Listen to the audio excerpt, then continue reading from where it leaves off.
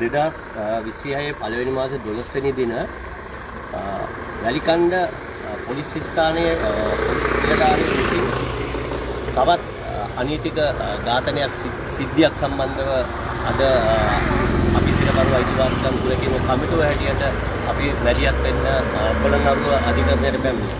මොකද ප්‍රධාන හේතුව තමයි ටිෂාන් කියන මේ තරුණයාව පොලිසිය විසින් ඔහුගේ නිවසටම ගොස් ඔහුට වෙඩි තබා ඝාතනය කිරීමේ සිද්ධියක් තමයි මේ වෙනකොට මේ අද අධිකරණයේ විභාග වෙන්න දී. නමුත් අපි දන්නවා මේ මෙතෙක් කල පොලිසිය විසින් සිද්ධ කරපු මේ හැම ඝාතනයකටම සාධාරණ ඉෂ්ටමුන් නැහැ.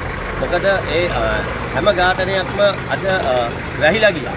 නමුත් අද අපි මේ වැලිකන්ද ප්‍රදේශයේ ගල්කන්ද පදිංචි මේ ටිෂාන් කියන මේ තරුණයාගේ ජීවිතය උදුරගත්ත ඒ පොලිසියට විරුද්ධව අපි අද කටයුතු කරන්න සිරකරු අයිතිවාසිකම් සුරැකීම කමිටුව හැටියට අධිකරණයට පැමිණලා තියෙනවා. අපි බලාපොරොත්තු වෙනවා සාධාරණයක් ඉෂ්ට වෙයි කියලා.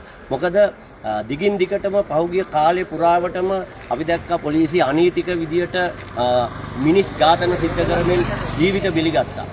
මේකත් එවැනි සිද්ධියක්ද කියලා අපිට බරපතල සැකයක් තියෙනවා. ඒ කෙසේ වෙතත් මොහු මේ තරුණයාව මෙල්ල කරන්න. ඔයගොල්ලෝ දැක්ක පහුගිය කාලේ අන්තර්ජාලයේ පොලිසිය විසින්ම වීඩියෝ කරපු වීඩියෝව. ඔහු ගෙදර තිබ්බ මන්නේ අරගෙන ආවම ඒකට දානවා කඩුවක් අරන් ආවා කියලා. මේ තරුණයාව කුපිත කරලා මේ තරුණයාව ප්‍රකෝප කරලා තමයි මේ සිදුවීම සිද්ධ වෙන්නේ. මොහුව පාලනය කරන්න තිබ්බා ඔහුගේ ධනුෂ්‍යයෙන් පල්ලෙහාට වෙඩි තබා. නමුත් ඒ කිසි දෙයක් නැතුව ඔහුගේ පපුවටම වෙඩි දෙකක් තබලා මේ තරුණයාව ඝාතනය කරනවා.